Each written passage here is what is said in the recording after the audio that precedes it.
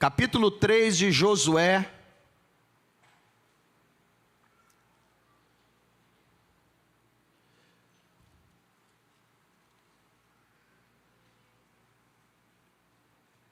Nós vamos ler do verso 1 até o verso 3. E depois nós vamos ler também o verso 10. Então nós vamos ler do verso 1 ao verso 3. E depois a gente lê o verso 10. Diz assim a palavra. Quem já encontrou aí? Josué capítulo 3. Quem já encontrou aí, diga amém. Glória a Deus. Então, leamos a Bíblia.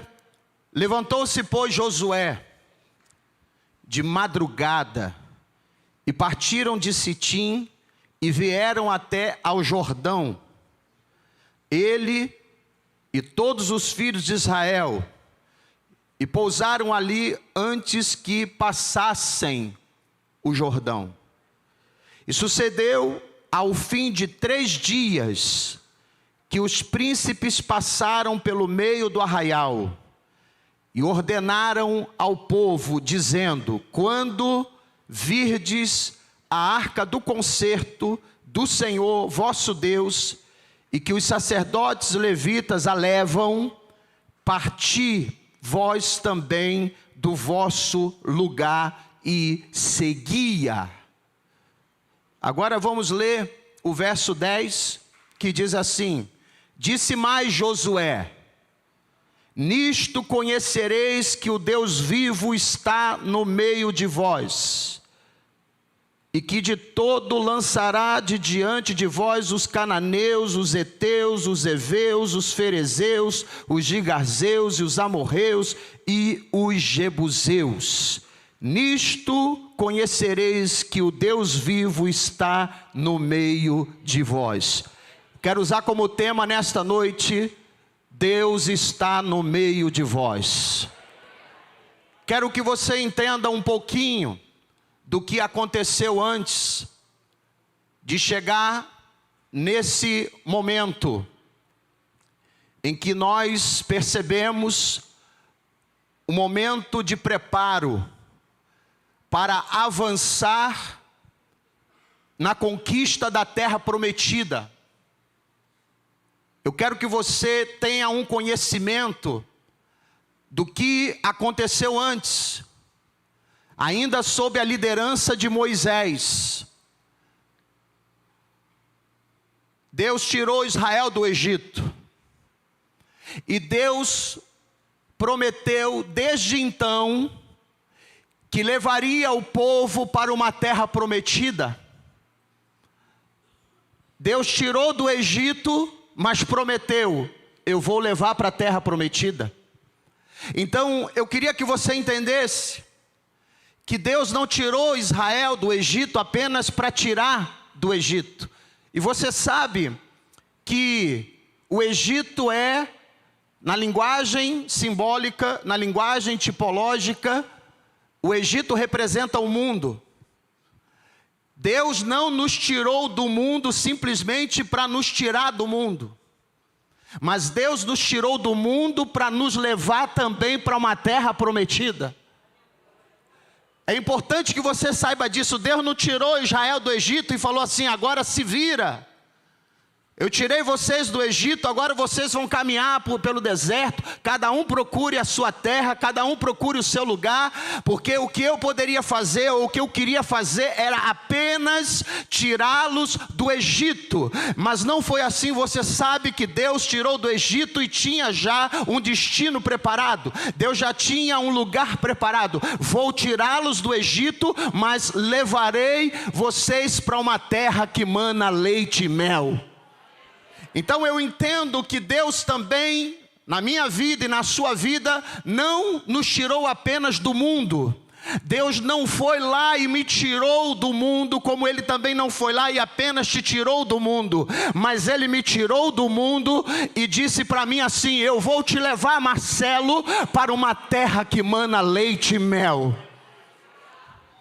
Portanto, eu quero dizer para cada um aqui que a salvação não é o fim.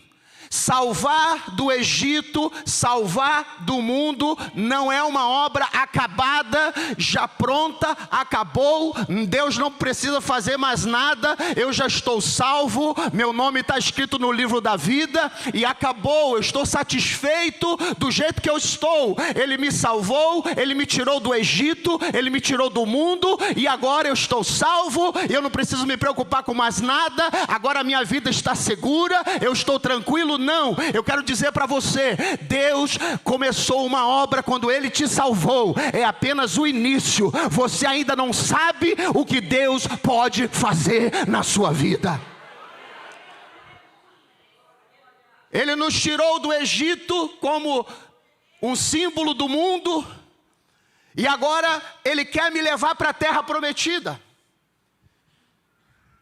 E eu concordo com algumas pessoas que vão falar que a terra prometida, a Canaã, simboliza o céu. Mas eu entendo que o céu é um lugar em que nós vamos descansar. No céu não haverá guerra. No céu haverá paz. No céu é lugar de descanso. E não foi isso que nós encontramos em Canaã. Quando Josué entrou em Canaã, ele encontrou guerra.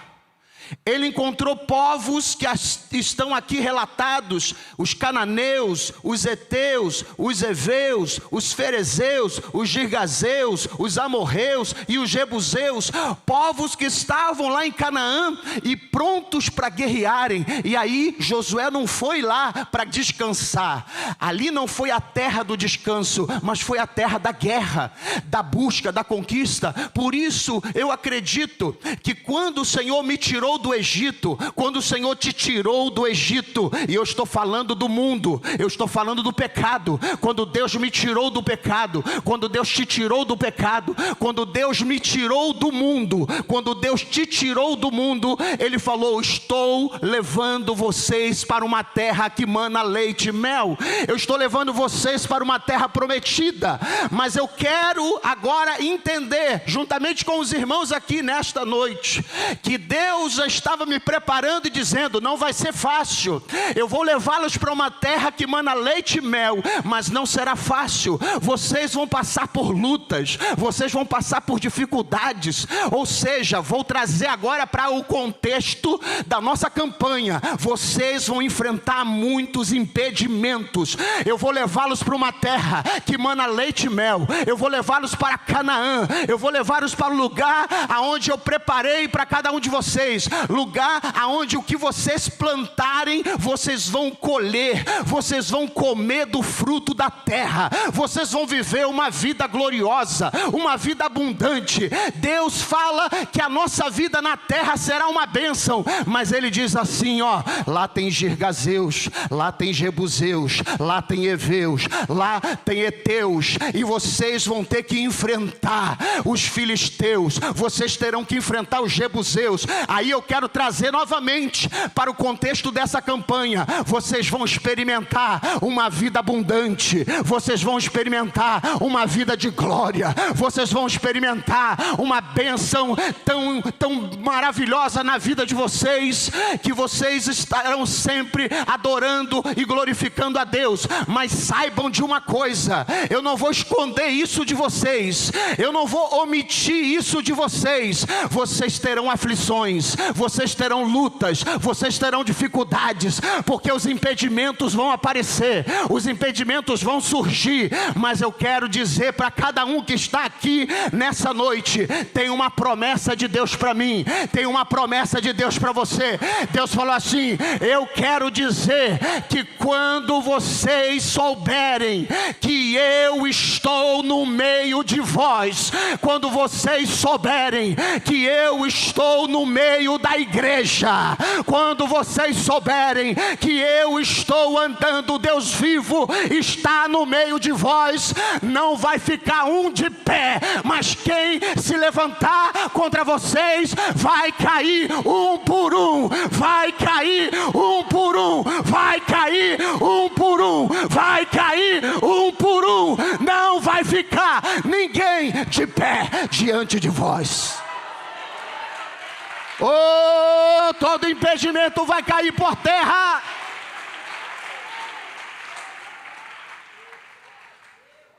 Glória a Deus.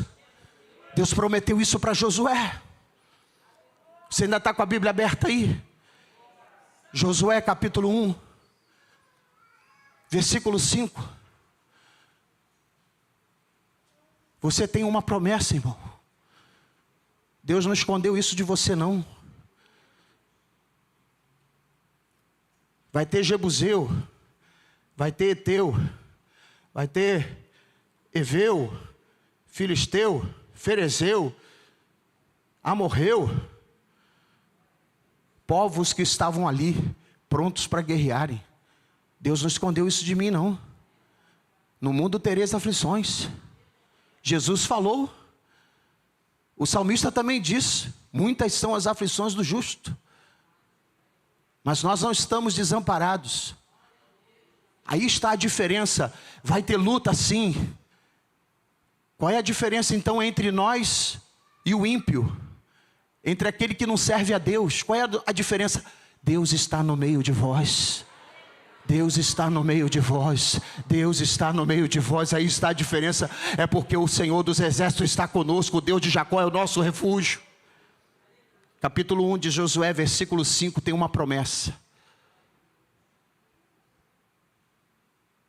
Josué 1,5 diz assim: ninguém se susterá diante de ti todos os dias da tua vida. Como fui com Moisés, assim serei contigo. Não te deixarei, nem te desampararei. Oh, aleluia. Ele diz: eu vou estar contigo. É porque eu estou no meio de vós que os inimigos vão se levantar, os impedimentos vão se levantar, as circunstâncias vão aparecer na sua caminhada, depois de você aceitar Cristo, depois de você ter o nome escrito no livro da vida, depois que Deus te tirou do Egito, vai ter luta ainda, vai. Porque a terra prometida, ela não representa, nesse contexto, não representa o céu, mas ela representa uma vida de comunhão com Deus, uma vida de glória, uma vida de experiência, uma vida de crescimento. E aonde nesse meio, nessa situação toda, nesse momento de experiência com Deus, você vai lutar, você vai guerrear, mas você vai ver o Deus vivo se manifestando na sua vida. Ninguém se susterá diante de ti, Josué.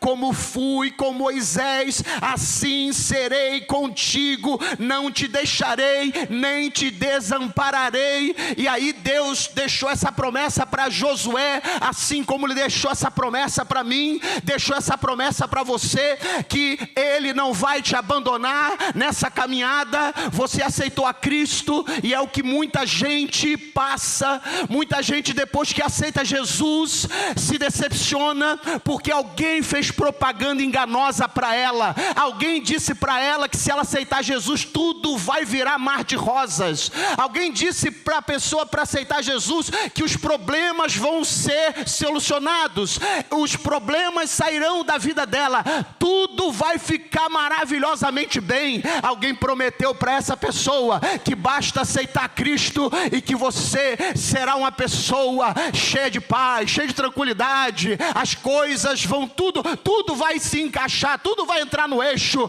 E aí as pessoas vão experimentando as lutas, as provas, as dificuldades, e aí elas vão confrontar com aquilo que foram faladas, palavras que foram faladas para ela. Eu quero dizer para você que no mundo nós teremos aflições, as lutas virão. Depois de aceitar Jesus, muita gente pensa que tudo vai melhorar, tudo vai ficar maravilhoso. Eu quero reforçar a diferença. Não é que os problemas vão desaparecer, os impedimentos vão sumir, as dificuldades vão acabar. Não, entenda isso nessa noite, que os problemas vão continuar lá. Você aceitou Jesus no domingo, segunda-feira o problema está lá. Você recebeu a Cristo no domingo, segunda-feira o problema está lá. Você aceitou Jesus, o teu nome está escrito no livro da vida, mas os problemas continuam lá. Então o que vai fazer a diferença? Você não está mais sozinho.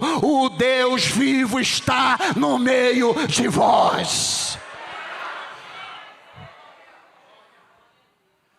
precisamos entender que essa é a grande diferença. Você tem uma promessa. O ímpio não tem essa promessa, mas você tem. Por isso que o salmista entendeu e declarou isso lá no Salmo 23. Ainda que eu ande pelo vale da sombra da morte, estou na luta, estou na prova, a morte está me cercando, eu estou andando no vale da sombra da morte, mas não temerei mal algum. Por quê? Porque você está sozinho? Não, porque tu estás comigo, a tua vara e o teu cajado me consolam. Aleluia. Entender que a grande diferença entre nós e aqueles que não servem a Deus é que Deus está conosco. É sentir a presença de Deus consolando, confortando, fortalecendo, para você aguentar, suportar, e em alguns casos você conseguir superar e dar a volta por cima. Existem situações em que elas não se resolverão.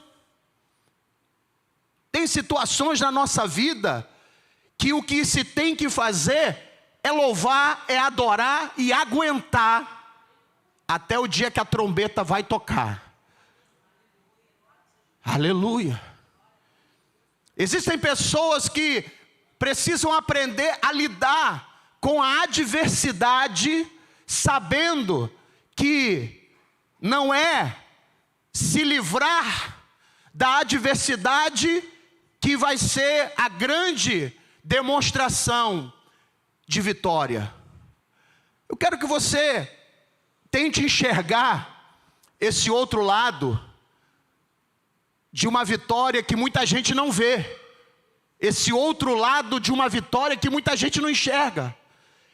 Eu vou repetir para você entender melhor. Nem sempre a vitória é se livrar de uma adversidade,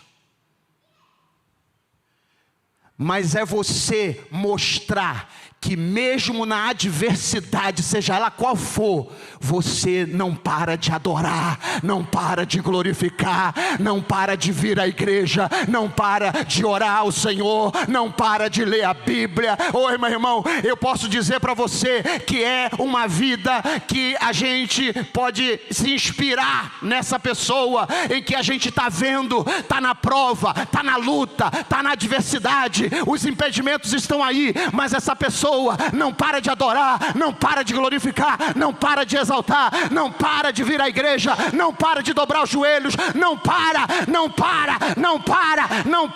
Então eu posso dizer para você, pode levantar o impedimento que for, pode levantar o inimigo que for, a adversidade que for, quem sabe que Deus está no meio, não para, não desiste, não retrocede, e a promessa de Deus se cumpre: ninguém se susterá diante de ti.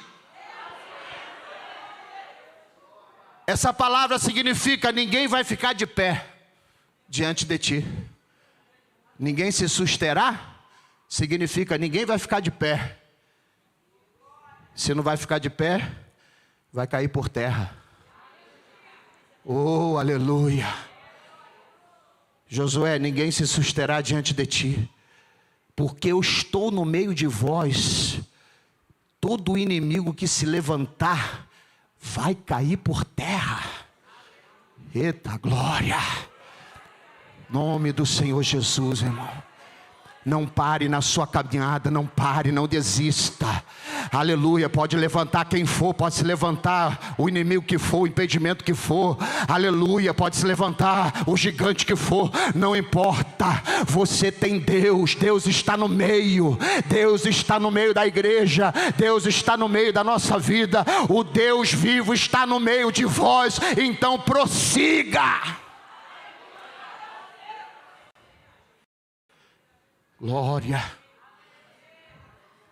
E Josué então, de posse dessa promessa, ele vai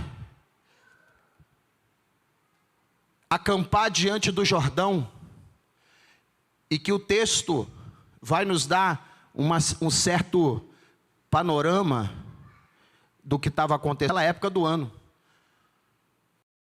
E ainda com a Bíblia aberta, você pode ler versículo 15 do capítulo 3. Capítulo 3, verso 15, vai nos dar um panorama da situação do Jordão. Josué agora está acampado diante do Jordão, e o Jordão está lá, ó.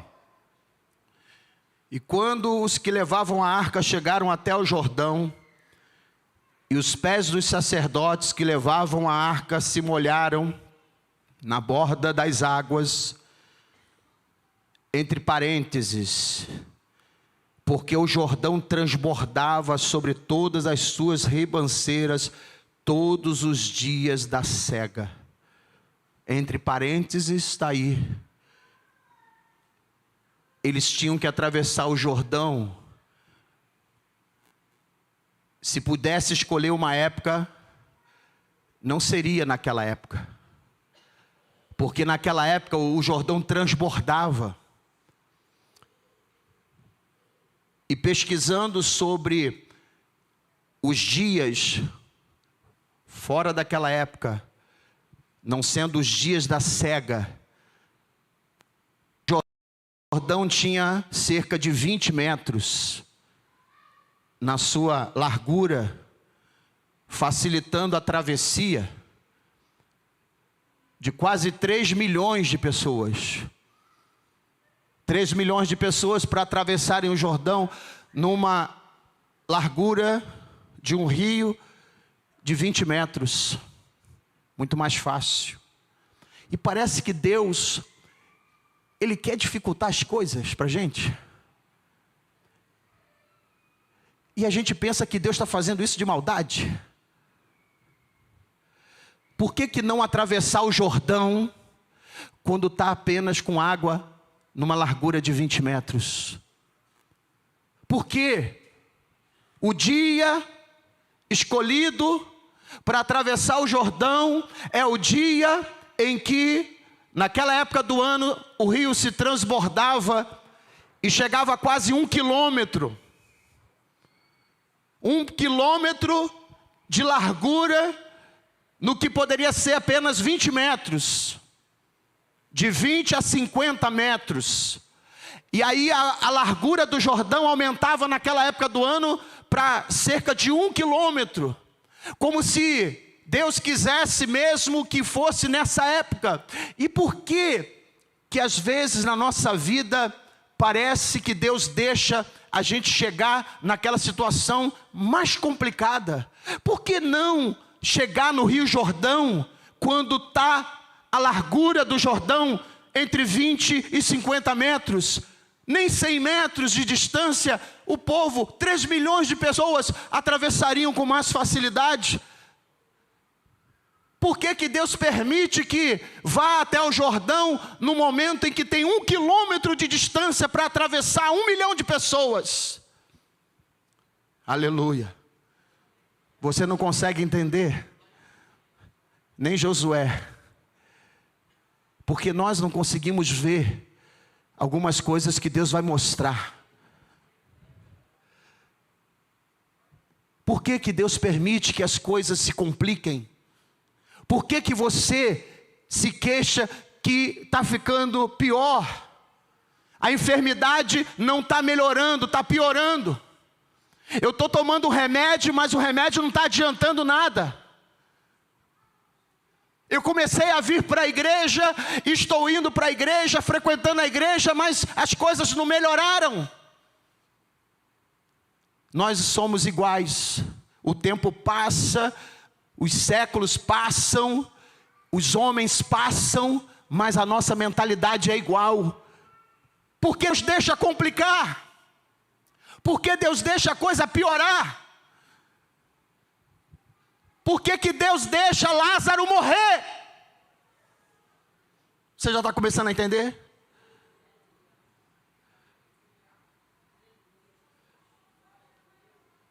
Por que Jesus não foi correndo lá enquanto Lázaro estava só doente?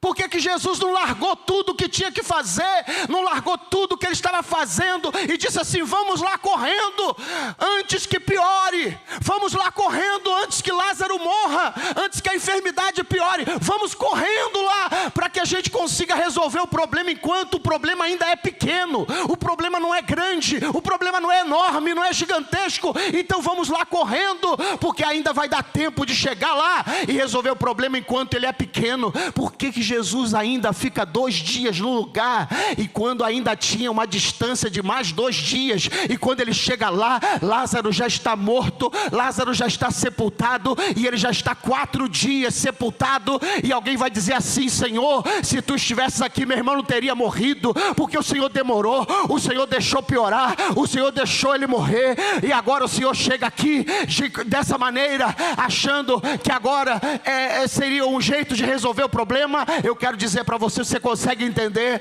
que muitas das vezes nós não entendemos por que que o Senhor deixa a situação piorar, por que que o Jordão está no seu pior momento, a 1 quilômetro de distância para atravessar, porque é para que se confirme, irmão, entenda isso nessa noite, é para que se confirme que a vitória vai nos dar, que a bênção que Deus vai te dar não veio de natureza humana, não veio de algo normal, de algo natural, porque Jesus deixou Lázaro morrer, porque quando ele ressuscitou Lázaro, ninguém pôde contestar, ninguém pôde duvidar, todos sabiam que quem ressuscitou Lázaro foi Deus, foi Deus, foi Deus, foi Deus. E eu te digo nessa noite, o teu problema não piorou para a tua derrota, o teu problema não piorou para você sair daqui fracassado, o teu problema não piorou porque você acha que Deus não existe. Eu quero dizer para você, se algo na tua vida piorou, é porque hoje Deus vai provar para você que Ele é Deus, e ninguém vai poder duvidar.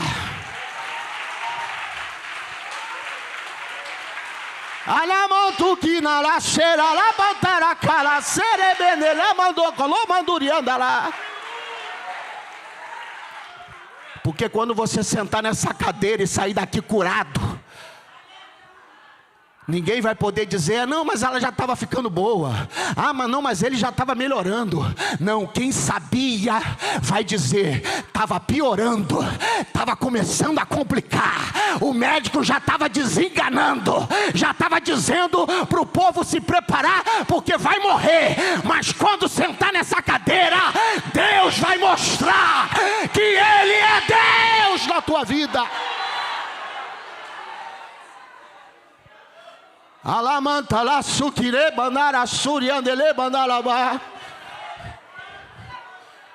Alguém podia dizer assim: Deus, chega. Será que um anjo do céu poderia dizer: Jeová, chega. Chega de tormento na vida de Jó. O homem já não aguenta mais. Será que ainda pode piorar? O Jó já perdeu os filhos, o Jó já perdeu os bens, já está largado as traças, os amigos já estão lançando acusações contra ele. Será que ainda pode piorar mais? Chega, Jeová, de tanto sofrimento na vida desse homem. Será que ainda dá para piorar mais? Aí a Bíblia diz no capítulo 2 de Jó, que o diabo falou: ele perdeu tudo, mas se ele perder agora a saúde, se ele perder a saúde, ele vai blasfemar de ti. E o Senhor falou assim: já que o homem já está na pior fase da vida dele, vai lá, toca, só não toca na sua alma. Ou seja, você não pode matá-lo, você pode colocar uma doença nele, mas ele não vai morrer. Você não vai matá-lo. Deus deu ordem e falou: você pode colocar a doença nele, mas ele não vai morrer. E a Bíblia diz que Satanás saiu da presença do Senhor e colocou a tal doença, uma chaga maligna que pegou todo o corpo dele e perturbava, incomodava, ele se coçava com aquele nervosismo da doença. Eu nem imagino, não consigo imaginar o tormento que foi esse momento, além de todo o sofrimento que ele já estava passando, veio aquela chaga maligna. Alguém podia dizer assim: será que dá para piorar mais? E veio a esposa e falou: amaldiçoa o teu Deus e morre. Abandona o teu Deus. Larga o teu Deus. Acaba com esse sofrimento. Você chegou no limite da dor, no limite do sofrimento, então acaba com tudo agora. Mas aí me chama a atenção a postura e o posicionamento de Jó, quando ele diz assim: mulher, tu falas como uma louca, receberia eu o bem de Deus e não receberia o mal? O Senhor me deu, o Senhor tomou, bendito seja o nome do Senhor. O impedimento pode vir, a adversidade pode vir, a doença pode vir, qualquer problema pode vir, mas eu não deixo de adorar o meu Deus. E Jó se prostrou e adorou.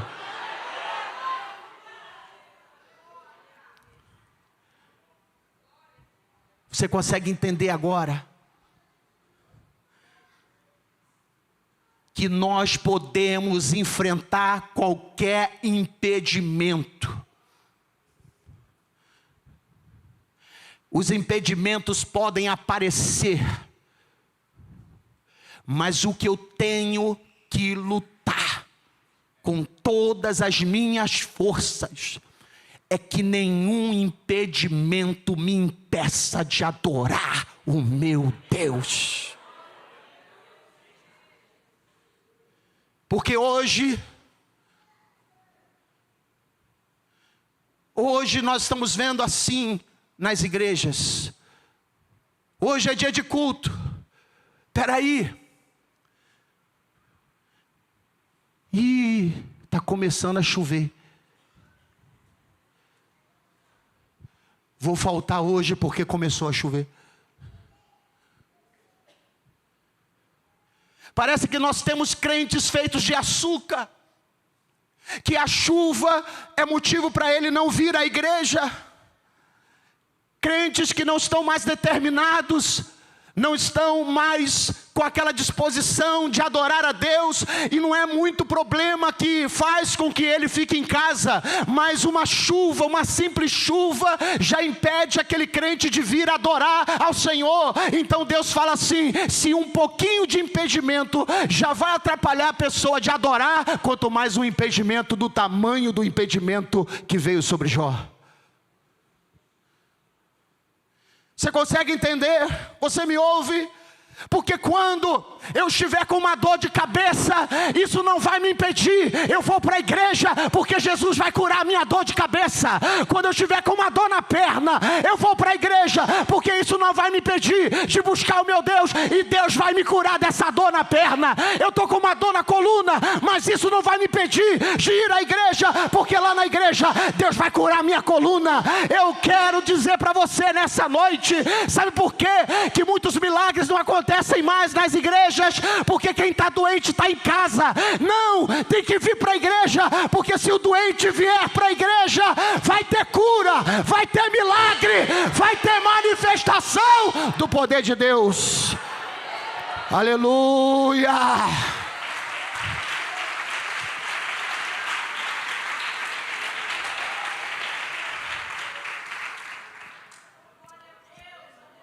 E os mesmos que ficam em casa porque está com uma dor de cabeça, porque está com mal-estar, porque está com uma dor na perna, está com uma dor no peito, está com uma dor no ombro, uma dor no braço, uma dor de garganta, uma dor no pescoço. Os mesmos é que falam assim: ah, Deus não está fazendo mais milagres na igreja. São os mesmos, porque Deus quer fazer o milagre na vida dessas pessoas que deixam o impedimento falar mais alto. e se esquecem que Deus está no meio de vós. São pessoas que se esquecem que Deus está no meio de vós. E eu encerro aqui a palavra dizendo que na linguagem simbólica, a arca da aliança era o símbolo da presença de Deus.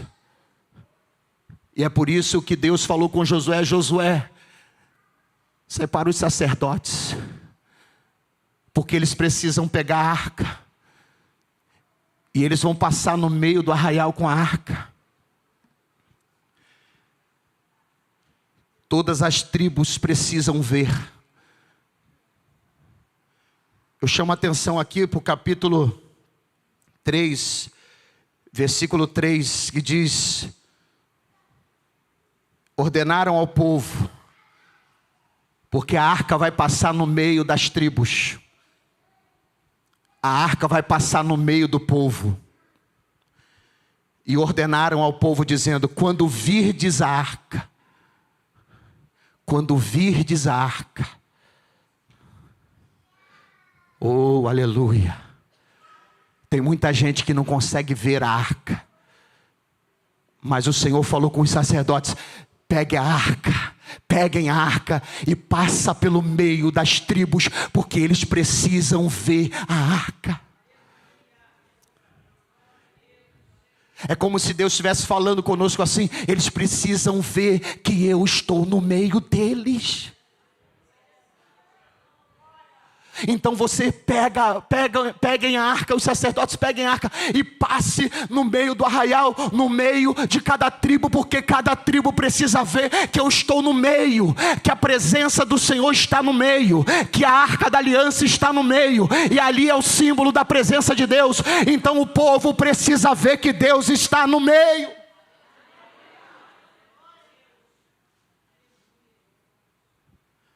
Oh, glória! Deus está falando com Josué: Josué, pegue e faça isso, porque o povo precisa ver a arca. Quando virdes a arca do concerto do Senhor vosso Deus, e que os sacerdotes e levitas já levam, parti, vá, seguia, vá atrás, siga a arca, siga a presença. Não se aparte da presença, passe com a arca, passe com a presença. O Deus vivo está no meio, e o povo vai ver, e o povo vai seguir.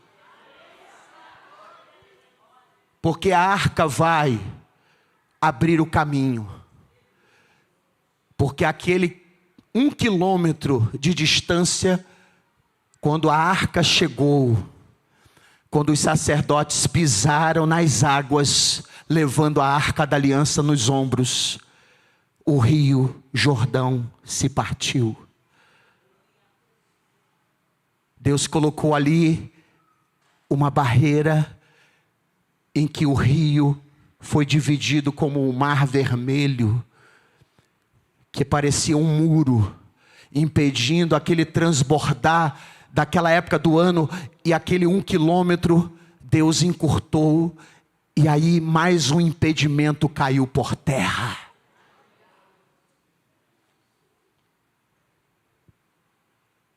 Deus abriu caminho aonde não há caminho. E Deus vai abrir caminho para você aonde não há caminho. Porque o impedimento vai cair por terra. O impedimento para aquele povo, 3 milhões de judeus, de irmãos, de israelenses que foram libertos do Egito, estavam ali acampados e embarreirados por causa do rio Jordão transbordando naquela época do ano. Mas a arca da aliança, a presença de Deus foi na frente, abriu caminho, e o povo passou e chegou do outro lado. E eu quero dizer que você vai passar também e vai chegar do outro lado, e você vai cantar o hino da vitória. Oh, glória! Aleluia! Israel atravessou, 3 milhões de judeus passaram a pés enxutos, Atravessaram o Jordão como tinham atravessado com Moisés no Mar Vermelho. E eu quero dizer para você que assim é a nossa vida. A gente derruba um impedimento e aparece outro. Porque logo na sequência você vai ver aqui na história capítulo 5 e capítulo 6. Se você observar, veio outro impedimento. Depois do Jordão veio o impedimento da muralha de Jericó, que é outra pregação para outro dia. Eu quero dizer isso para você nessa noite. Pastor, eu vou me livrar do impedimento e acabou? Não, vai vir outro. Mas a cada impedimento que aparecer, Deus vai provar para você que Ele está no meio de vós. E o nome do Senhor será glorificado em cada impedimento, porque eles virão, mas nenhum se susterá diante de ti, porque você e eu, nós temos a marca da promessa. Nós temos a promessa. E Josué então levou esse povo para a travessia do Jordão, conduziu para o outro lado e fez um memorial ali. Deixou um memorial naquele momento específico. E o que significa o memorial para mim e para você hoje? O memorial para mim e para você hoje, sabe o que é? É o teu testemunho que vai ficar. Porque se não tivesse o impedimento, se não tivesse o problema, a doença, seja lá o que for, aonde teríamos o testemunho? Onde teríamos o testemunho? Onde que o testemunho se encaixa? Se não há problema, se não há impedimento, se não há barreira, se não há enfermidade. Então, você consegue entender por que Deus deixa? Você consegue entender por que Deus deixa piorar? E eu vou repetir. É para que o nome do Senhor seja glorificado. Não é para você morrer, mas é para que o nome do Senhor seja glorificado na sua vida. Vamos ficar em pé. Fique de pé nessa noite. Fique de pé nessa hora. Eu já convido para você se assentar numa dessas cadeiras. E nós vamos orar por você. Isso, uma cadeira reservada para esta senhora.